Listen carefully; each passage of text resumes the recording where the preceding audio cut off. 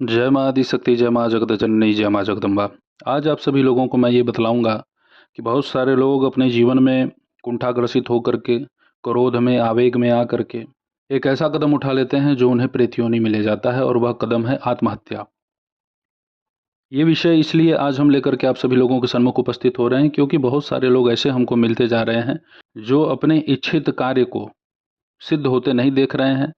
उन्हें तत्काल अपने कार्य में लाभ नहीं दिख रहा है, तो उन्हें ऐसा प्रतीत हो रहा है कि अब हमारे लिए दुनिया में कुछ रखा नहीं है, अब हम आत्महत्या कर लें। आज सुबह 10 बजे हमारे मोबाइल पे फ़ोन आया। एक आदमी है भाई, इतनी अत्यधिक समस्या से पीड़ित है। वो ऐसी समस्या से पीड़ित है कि उसकी समस्या का समाधान इस धरातल पे है ही नहीं। उसके यहाँ की स्थिति यह है कि कभी उसके यहाँ भूत प्रेत की बाधा पूर्णतया नष्ट हो जाती है, और कभी उसके यहाँ की भूत प्रेत बाधा ऐसी प्रतीत होती है उसको कि जैसे पुनः सब कुछ वापस आ गया।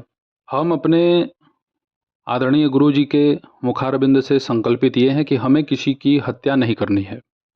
हमें भी दूसरों का जान लेने का बहुत सारा विधान पता है, लेकिन हम अपनी रक्षा कर सकते हैं।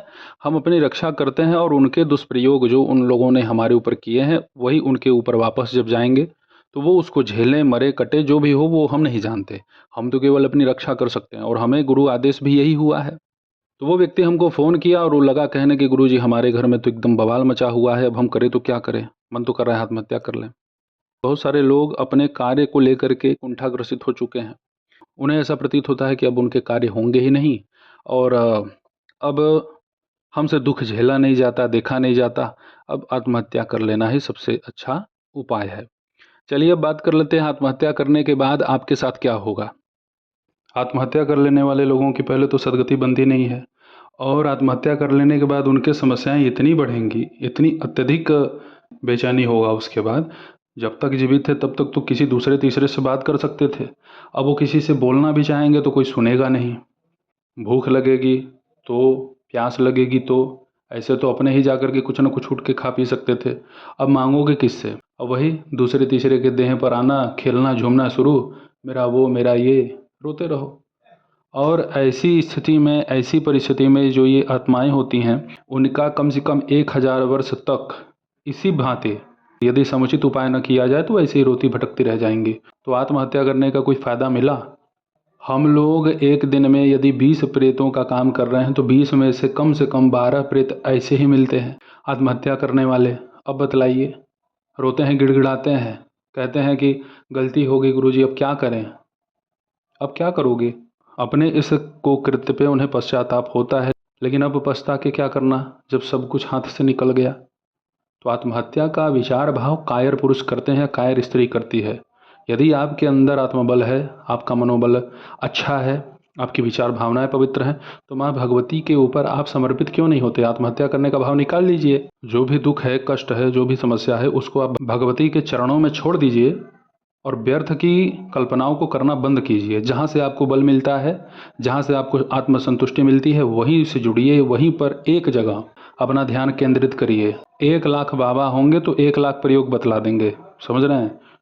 जो आपको अच्छा लगे आप वो करिए, लेकिन अपने मन में ये कायरतापूर्ण विचार भावना जो भी आप बना रहे हैं, कल्पना कर रहे हैं, इसको छोड़ दीजिए। इससे कुछ मिलने वाला नहीं है सिवाय हानि के। आत्महत्या कर लोगे, रह जाओगे भूखे प्यासे, तड़पते रहो, छटपटाते रहो, रोते रहो, बिलखते रहो, कौन सुनने वाला रहेगा?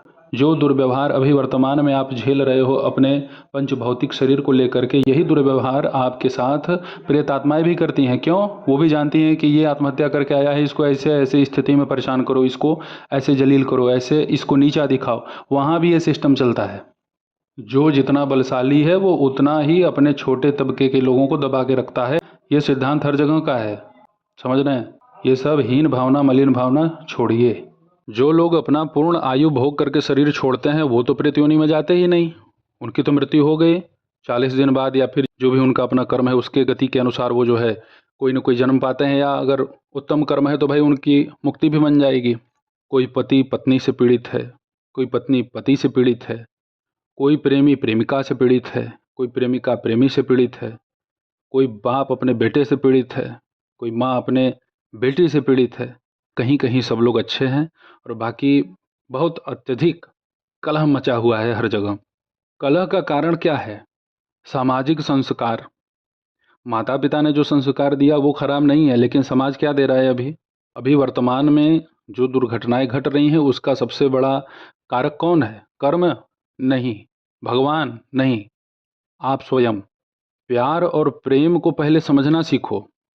प्रेम आंतरिक होता है, आत्मिक होता है, भावनात्मक होता है, और प्यार केवल और केवल वासना की पूर्ति के लिए होता है। इसमें हवस है। प्यार की परिभाषा शारीरिक आप समझिए, वासना युक्त समझिए। प्रेम आंतरिक है, और प्रेम और प्यार में यही अंतर होता है। आप प्रभु से क्या करते हैं? प्यार नहीं करते, प्रेम करते हैं। प्रेम में किसी भी प्रकार का कोई छल कपट प्रपंच यह सब होता ही नहीं। यदि कोई पंखे पे लटक करके आत्महत्या करता है और उसके शरीर से प्राण यदि मलमूत्र के द्वार से निकल जाए तो वो कहाँ जाएगा? उसका आत्मा अधोगति बन गई, प्रेत योनि में ही जाएगा, सदगति नहीं बनेगी। जल में डूब के मर जाए तो क्या बढ़ा? जल तत्व। पंखे पे लटक के मरा तो क्या बढ़ा? वायु तत्व। यदि अपने आप को गाड़ी के नीचे लेटा दिया, ट्रक के नीचे, ट्रैक्टर के नीचे, ट्रेन से कट गया, कुछ भी जो भी, तो ऐसी परिस्थिति में क्या होगा उसके साथ? पृथ्वी तत्व और वायु तत्व दोनों उस आत्मा में अधिक बढ़ेगी। जहर खा लेगा तो पित्त की अधिकता, पेट में जब पित्त की अधिकता होगी, जो विस्फोट होगा उसके शरीर में, उसके नस नाड़ियों में, जो उसके आंतों में विस्फोट होगा, वह उस समय उसके शरीर में अग्नि तत्व को बढ़ाएगा। और जो लोग आत्महत्या करते हैं, अपने शरीर को त्याग देते हैं, क्रोध में, आवेग में, आवेश में, टेंशन में, उन्माद में, चिढ़ में, नफरत में कि अब हमारे लिए यह दुनिया व्यर्थ है, तो कहाँ जाएंगे? प्रेत मंडल में। प्रेत मंडल क्या है? पहले से ही जितनी आबादी अभी आप इस पृथ्वी पर देख रहे हो उसका 20 गुना आबादी प्रेतों का है। नीच उपासना साधना करने वाले, गंदे मलिन कर्मों को करने वाले उपासक भी प्रेत योनि में ही जाते हैं, उनकी सदगति नहीं बनती। अभी मैंने जितने भी तत्व का नाम लिया, जैसे अभी मैंने जिन घटनाक्रम को यहाँ पे आप सभी लोगों के सामने प्रस्तुत किया और उस विधान के अनुसार किसी ने अपने आप को छद विछद किया है, तो उसके शरीर में उस तत्व की अधिकता होगी। भूख सबको लगेगा, प्यास सबको लगेगी, वो सबसे मिलना जुलना चाहेंगे। उनकी आत्मा शरीर से जब बाहर होगी तो सबसे बात करना चाहेंगे, लेकिन बात कर पाएंगे नहीं। जिस किसी से आपकी शत्रुता है वह शत्रु आप ही के धन का, आप ही के पति पत्नी का, आप ही के परिवार के सभी समस्त जनों का आपके मर जाने के बाद फिर भी भोग करेगा। क्या कर लेंगे आप उसका? एक से एक बढ़ करके दुष्ट उपासक हैं जो आप जैसे प्रेतात्माओं को बांध देंगे। जाओ पड़े रहो, वही रो, पेड़ पे उल्टा लटका देंगे, पड़े रहो, जमीन में गाड़ देंगे, जाओ वहीं में पड़े रहो, दबे रहो, 300-300, 400-400 साल वैसे ही सड़ो। आत्महत्या करने वालों की सदगति बनती ही नहीं है। ये जो अभी चल रहा है मामला ना, जो समाज में अभी ये फैला हुआ है जहर कि अब मेरा काम नहीं होगा तो बस एक ही उपाय है, अपने आप को खत्म कर लो, न रहेंगे ना ये सब देखना पड़ेगा। उसके बाद तो केवल उसी मैटर पे ही रोग है, कोई काम नहीं देगा। किसी का सपने में जाके संकेत तक नहीं कर पाओगे, वो तत्व ही नहीं देंगे परमात्मा। हमारा यही व्यवहार है, हम यही चाहते हैं कि मुझसे जो लोग जुड़े वो अपने आप को योग्य और कुशल बनाए, समर्थ सक्षम बनाए, ये ओझा सोखा बाबा बीबी के चक्कर में ना पड़ें, अपने आप को इतना कुशल बना लें ना तो उन्हें किसी प्रकार की नकारात्मक शक्ति स्पर्श करे और ना ही उनके मन में कभी नकारात्मक विचार उत्पन्न हो। देखिए, आत्महत्या करना किसी भी तरह से उचित नहीं है। पूर्व जन्म में किए गए पाप कर्म हमें वर्तमान जन्म में दुख देते हैं और यही पूर्व जन्म में किए गए पुण्य कर्म हमें वर्तमान जन्म में सुख देते हैं। तो ये सभी बैलेंस विधाता के हाथ में पहले से ही है। अब उसको लेकर के कोई अभी वर्तमान में अपने आप को छद विछद कर ले, अपना जान दे दे, तो उससे क्या मिलेगा? एक और महाभयंकर पाप आपके खाते में जुड़ गया। जो जैसा कर्म करता है उसी कर्म के अनुसार उसे फल मिलता है। ये मैं नहीं कह रहा, ये भगवान श्री कृष्ण ने कहा है। और यहाँ पे कोई भगवान श्री कृष्ण दोबारा पैदा नहीं होगा, जब भी होंगे वही होंगे। पहले तो अपने मन में पवित्र विचार आप लोग भरिए, इधर उधर भटकने की आवश्यकता ना हो। और कहीं भी जाओ, मैं इस ब्रह्मांड में अपने आप को सर्वगुण संपन्न नहीं कहता, मैं तपस्वी हूँ, मैं इस बात पे अडिग रहता हूँ। मैंने वास्तव में तप किया है, मेरे पास तप का बल है, जप का बल है, अतिरिक्त मैं कुछ नहीं कहता अपने आप को। और जो लोग कहीं जा रहे हैं, ऐसा नहीं है कि इस धरातल पे मैं ही सर्वगुण संपन्न हूँ। जो कहीं जाएं वहाँ पे पूरी श्रद्धा से समर्पित भाव से रहिए। और ज़रूरी नहीं है कि आप वहाँ भी जाइए, मुझसे भी जुड़िए, या मुझसे भी जुड़ रहे हैं तो आप मुझसे केवल परामर्श लीजिए। ऐसा नहीं कि आपने पहले ही दीक्षा ले रखा है फिर आइए तो मुझसे भी दीक्षा लीजिए। यदि आपके गुरु आपको सहयोग प्रदान नहीं करते, मार्गदर्शन नहीं देते, तो फिर आप परामर्श हमसे ले सकते हैं, लेकिन अपने मन के मुताबिक मत चलिए। मन का कार्य यही है कि वो आपको भटकाएगा ही भटकाएगा। अपने मन से ये ओछी विचारधारा कि हम आत्महत्या कर लेंगे, यह सब निकाल दीजिए। यदि मुझसे जुड़ रहे हैं और भविष्य में आप सब लोग कुछ बनना चाहते हैं वास्तव में, तो हमसे जुड़िए। तो फिर ये सब ओछी विचारधारा अपने मन में उत्पन्न मत कीजिए, क्योंकि मैं लाख उपाय आपको दे दूंगा और आपके मन में एक नकारात्मक विचार पहले से ही भरा पड़ा बैठा है, तो आपका विकास ही नहीं होगा। बहुत सारे लोग हैं भाई, चिंता ग्रसित हो जाते हैं, इतने तनाव ग्रसित रहते हैं, उन्हें होता है कि नहीं मेरा काम नहीं होगा। ये सोच करके काहे बैठे हो? क्यों नहीं होगा काम? काम जब बिगड़ा है अपना तो काम बनाने के लिए लगो, मेहनत करो, परिश्रम करो। कितने लोगों का काम बिगड़ा है, 12-12 साल, 15-15 साल से, कुछ लोग 30 साल से परेशान है, तो क्या हिम्मत हार के आत्महत्या कर लिए? जिनके अंदर धैर्य नहीं है, बुद्धि नहीं है, विवेक नहीं है, वो अपने कष्टों का ही बार बार हवाला देंगे कि अरे मेरा इसी की वजह से तो सब नष्ट हो गया। तो ये सब मूर्खता है। पहले अपना मनोबल पुष्ट कीजिए, मानसिक विकारों को दूर करिए।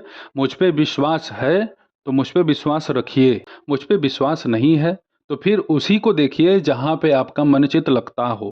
जो आपसे बात करने तक का पैसा ले आप उससे संपर्क करिए। यदि आपको ऐसा अनुभव हो कि नहीं हम तो बर्बाद हो जाएंगे, हमारा कार्य ही नहीं होगा, सफल नहीं होंगे, भगवान हमारा सुन ही नहीं रहे हैं, ऐसे वैसे कुछ लोग लगते हैं भगवान को गाली देने। ये सब विचारधारा यदि आपके मन में है तो पहले इसको सुधारिए। जो दुख आपको मिल रहा है वो दुख आपके ही कर्म के अनुसार मिल रहा है। ऐसा नहीं है कि कोई आपको दुख दे रहा है। सभी माध्यम जरूर बनते हैं, लेकिन दुख का कारक कौन है? हम स्वयं। और इस संसार में क्या जो उपाय बताते वो दुखी नहीं रहते? क्या हम लोगों को दुख नहीं होता? हम लोग क्या चंद्रमा से गढ़ के आए हैं क्या अलग से? नहीं। जो लोग ये कहते हैं कि अरे चिंता मत कर, तू मेरे शरण में आया है, मैं किसी मनुष्य की बात कर रहा हूँ, वो कितना बड़ा ही तपोनिष्ठ क्यों न हो, जो ऐसे अहंकार में मद में चूर होकर ऐसा बोलता है, अरे तू चिंता मत कर, तू मेरे शरण में आया है, तेरी रक्षा मैं कर दूंगा, मैं दुर्गा काली हनुमान बांध देता हूँ, तेरे शत्रुओं को तो मैं धूल चटा दूंगा। जो ऐसा बोलता है क्या उसे भूख नहीं लगती? क्या उसे प्यास नहीं लगती? क्या उसका अपने क्रोध पर पूर्ण नियंत्रण हुआ? नहीं। अपने इंद्रियों पर पूर्ण नियंत्रण है? नहीं। तो क्या है, वो बहुत बड़े तपस्वी हो गए? सबके अंदर कुछ न कुछ कमी रहती है। नहीं होगा तो मनुष्य सशरीर देवता हो जाएगा। तो अपने आप को नीच, छोटा, ओछा, कमजोर, बुजदिल, डरपोक समझना बंद करो और अपने आप को ये समझो कि भगवती की कृपा से पुष्ट हो रहे हो, स्वस्थ हो रहे हो।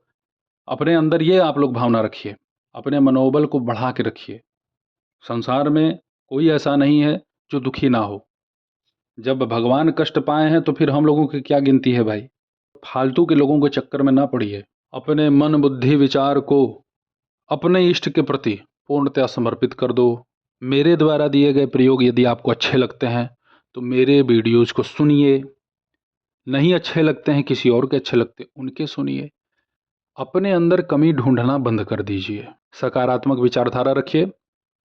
मेरा काम ही है आप सभी लोगों को रक्षा प्रदान करना, बल प्रदान करना, शक्ति सामर्थ्य प्रदान करना। जिसके कार्य नहीं होते वह कुंठाग्रसित हो जाता है, और कुंठित व्यक्ति की बुद्धि कभी भी अच्छे विचार अपने मन में उत्पन्न ही नहीं कर सकती। तो पहले अपने आप को सुधारिए, अपने विचार को सुधारिए, बाद में समाज में या लोगों में समस्या ढूंढिए। ऐसे ही आप सभी लोगों की सेवा में उपस्थित होता रहूँगा आवश्यक विषयों के साथ। तब तक आप सभी अपना ध्यान रखें, सुखी रहें, स्वस्थ रहें। जय माता दी। हर हर महादेव।